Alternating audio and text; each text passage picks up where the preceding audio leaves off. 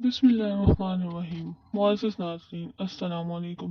नाज़रीन, आज हम बात करेंगे इस्लाम में औरतों के खतने के बारे में क्या हुक्म आया है। वो कौन सा मुल्क है जिसमें आज भी नाबालिग बच्चियों के खतने कराए जाते हैं और कितनी बच्चियां इस वजह से अपनी जान से हाथ धो चुकी हैं, और उलमाए कलाम का इस बारे में क्या राय है। इस वीडियो में आपको इन्हीं सवालात के जवाबात मिलेंगे। नाज़रीन करामी, कुछ मुस्लिम ममालिक में आज भी ये फरसुदा रस्म जारी है। नाज़रीन, इस्लामी मुल्क मिस्र में आज तक 23 साल पुरानी रस्म चलती आ रही है। मिस्र में औरतों के खतने करवाना जायज़ समझा जाता है। आज भी मिस्र में ये काम जारी है। 2008 में मिस्र में औरतों के खतने करवाने पर पाबंदी आयद कर दी थी और इसकी कड़ी सजा रखी थी। खतने करने वाले डॉक्टर को 7 साल कैद और माँ बाप को 3 साल की सजा हो सकती है। इस कानून के पास होने के बाद भी लोग इस अमल से बाज नहीं आए। ये एक बहुत तकलीफ दे अमल होता है। बैनुल अक़वामी इमलाक के मुताबिक मिस्र में औरतों को इस तकलीफ दे अमल से गुजरना पड़ता है, जो कि इनके जहन पर बहुत बुरा असर डालता है। शरीयत में औरतों के खतनों के बारे में कोई वाजिबी हुक्म नहीं है।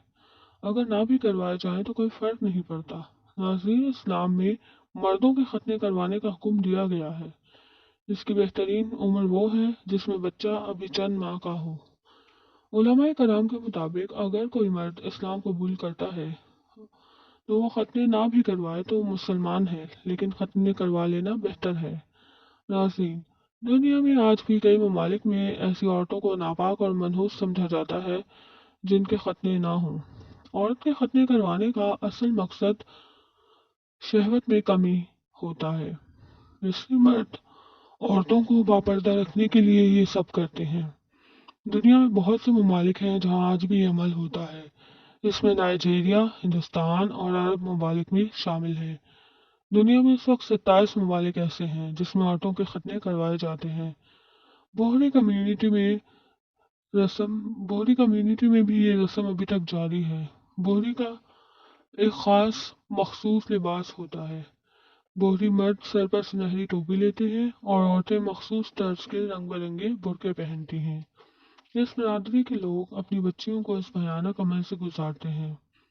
ऐसी औरतें जिनके खतने करवाए जाते हैं वो सारी उम्र कोई वजन नहीं उठा सकती। यूनिसेफ की एक तहकीक के मुताबिक जिन बच्चियों के खतने करवाए जाते हैं इनकी उम्रें 5 साल से कम होती हैं।